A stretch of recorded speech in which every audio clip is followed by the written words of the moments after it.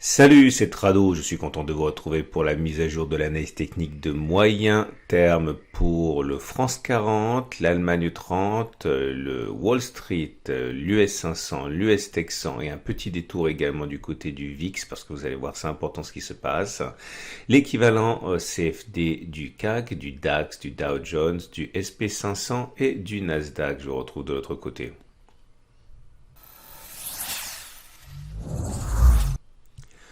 On va donc commencer, une fois n'est pas coutume, par les plus porteurs, les plus dynamiques des indices, et pas forcément par le France 40 et l'US 500, donc l'équivalent du SP 500, est bien orienté, vous le voyez en moyenne, en unité hebdomadaire.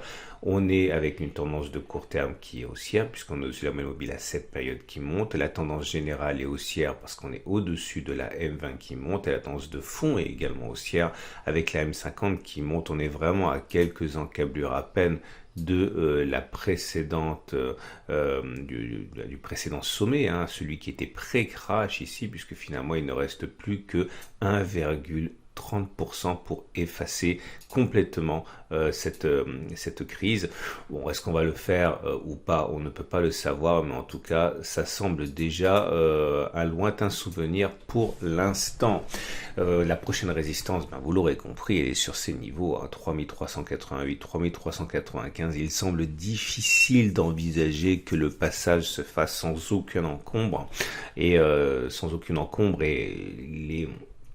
les vendeurs, soyons-en sûrs, sont massés sur cette zone, ce qui est classique.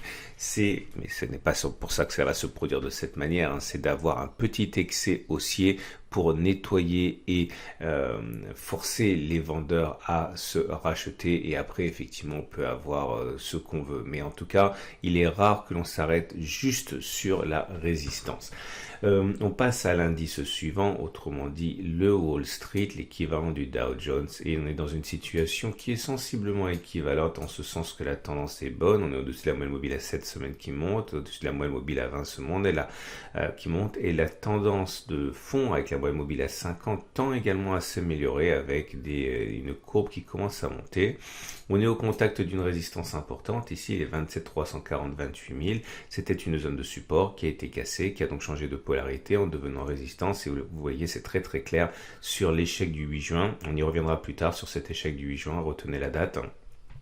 Et là, on va voir ce qui va se passer sur la bougie du jour. Mais encore une fois, lorsque la tendance est haussière, contrairement à ce qui s'est passé le 8 juin, généralement, il y a plus de chances de casser une résistance que quand la tendance n'est pas haussière. Regardez maintenant le DAX, qui est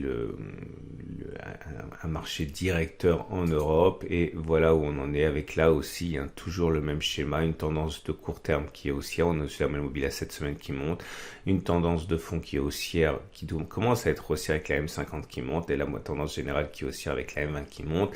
Là aussi on est en échec sur une résistance, c'est les 12,9 1370 qui était un support, qui a été cassé, qui a changé de polarité, qui est devenu résistance.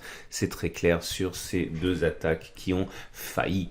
Et on passe maintenant j'ai oublié l'US Texan, qui est d'une insolence rare. Regardez comme il efface les résistances les unes après les autres. La crise était là, c'était donc en février, on est bien au-dessus. On est en train d'absorber la résistance hebdomadaire des 11,070, 870. C'est pas encore fait, le passage est assez timide. On peut avoir une baisse à partir de là, c'est une fausse cassure, puisque non pas que cela va se faire, mais la cassure pour l'instant n'est pas extrêmement convaincante, donc je ne suis pas sûr de pouvoir faire changer de polarité déjà la zone de résistance en la faisant basculer support. C'est en train de se décider. On est toujours dans l'indécision sur cette unité de temps par rapport à cette résistance. Et on va donc terminer avec le France 40 qui, vous le voyez, n'a rien à voir ou pas grand chose.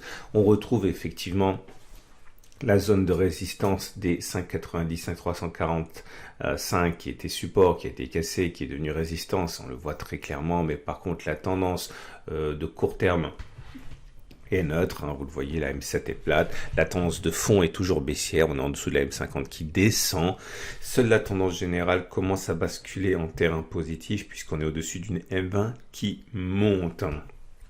Alors maintenant, regardez également hein, le 8 juin, toujours le 8 juin, le pic de baisse qu'il y a eu avec une baisse assez conséquente. Hein. Alors si j'en parle, c'est parce qu'on va basculer maintenant du côté du VIX, hein, du Volatility Index. Il faut savoir que j'en parle rarement parce que c'est quand même rare qu'il y ait quelque chose à dire et c'est le cas là actuellement. On est en données hebdomadaires et vous voyez cette zone bleue, c'est toujours la même chose. C'était une zone de résistance qui a été cassée. Et donc à partir de là, elle est devenue support. Et on a rebondi très fortement le 8 juin. Vous voyez, lorsque la volatilité augmente, ça peut être parce que, pour plein de raisons, mais très souvent c'est accompagné de fortes baisses. Et là, vous voyez, le fait qu'on soit revenu sur la zone de support précédemment résistance a entraîné ce pic de volatilité auquel on a assisté sur les indices. Et là, vous voyez, on n'est plus très loin de cette zone. Est-ce qu'il va se produire quelque chose? Personne n'en sait rien. En tout cas, ce qui est sûr, c'est qu'on va épouser cette semaine sans doute la zone de support et la moyenne mobile à 50 périodes du VIX. Il risque d'y avoir un pic donc de volatilité, et les pics de volatilité généralement ça veut dire baisse derrière. Donc il faut se méfier de ce phénomène qui se passe là actuellement cette semaine. Voilà. Je vous souhaite une excellente journée. Je vous invite à regarder à la fin de cette vidéo l'analyse technique pour la préparation de la semaine de trading justement pour les indices, pour l'euro-dollar, pour le Bitcoin. Et je vous dis à très vite pour une autre analyse technique.